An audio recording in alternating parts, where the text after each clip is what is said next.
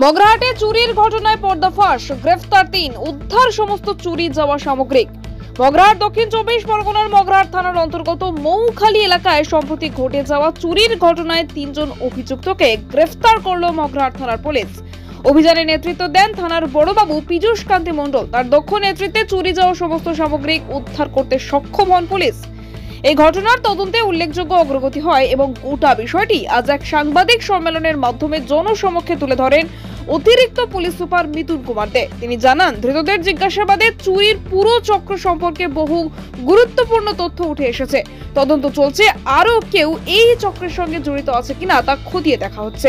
Police super Mithun Kumar দে জানান, মগরাহাট থানার হেড়িয়া মৌখালী সাইফুল আলী খান কয়েকদিন পুলিশ সুপার মিতুন কুমার দে জানান, মগরাহাট থানার হেড়িয়া মৌখালী সাইফুল আলী খান কয়েকদিনের জন্য কলকাতায় গিয়েছিলেন। সে সুযোগে চুরি করেন প্রতিবেশী ৩ যুবক শেখ আসিফ, খোকন, ইজাজ আলী খান। সাইফুল খানের স্ত্রী ফিরদাউসি স্বামী বেগম মগরাহাট থানায় বড়বাবু সহ পুরো টিমকে ধন্যবাদ জানায়।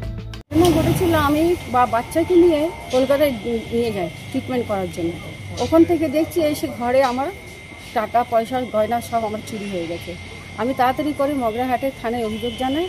বাবুরা আমার অভিযোগ শুনে অ্যাকশন নেন এবং তাদের মানে যারা আমার ঘরে ঢুকেছিল তাদের ঠিক ধরে এনে তাদের করলেন। আমার অভিযোগ শুনলেন বড়বাবু, তাড়াতাড়ি করে অ্যাকশন নিয়ে আমার এই জিনিসগুলো উদ্ধার করা খুব তাড়াতাড়ি চেষ্টা করেছে। আমি অসংখ্য ধন্যবাদ জানাই মগরাহাট থানা অফিসারদের এবং বড়বাবুকে। হ্যাঁ, মগরাহাট থানার মৌখালী হেরিয়ায় বাড়ি সাইফুল আলী খান। উনি ৩-৪ দিনের জন্য কলকাতায় ছিলেন, মানে নিজের কলকাতার বাড়িতে ছিলেন, এখানে ছিলেন না। সেই সময়ের মধ্যে ওনার বাড়িতে একটা চুরির ঘটনা ঘটে, যে ঘটনাতে আমাদের মগরাহাট থানা খুব তৎপরতার সঙ্গে খোয়া যাওয়া পুরো গয়না এবং ক্যাশ, মানে যেটা ২৫,০০০ টাকা এবং প্রায় ১০-১২ লাখ টাকার মতো গহনা, সোনার গহনা মূলত, সেটা রিকভারি করতে সক্ষম হয়েছে। এবং ৩ জন যারা ওই ভেরিয়া মৌখালীরই বাসিন্দা, তাদের ৩ জনকে অ্যারেস্ট করেছে। আমরা ওদেরকে রিমান্ডে নিচ্ছি এবং আগামী দিনে যে আরো ওদের সঙ্গে যদি কোনো অ্যাসোসিয়েটস আছে বা কিছু আছে, যা যা হয় এর বিষয়ের ক্ষেত্রে সেগুলো আমরা দেখে নেব। টিআই প্যারেডের মধ্য দিয়ে আমরা যে গয়নাগুলো সেগুলোকে আমরা রিটার্ন করব। ধন্যবাদ। সাইফুলের পেশা কি আর এই যারা যুক্ত ক্রাইমটার সঙ্গে তাদের কি কোনো প্রিভিয়াস কোনো আছে?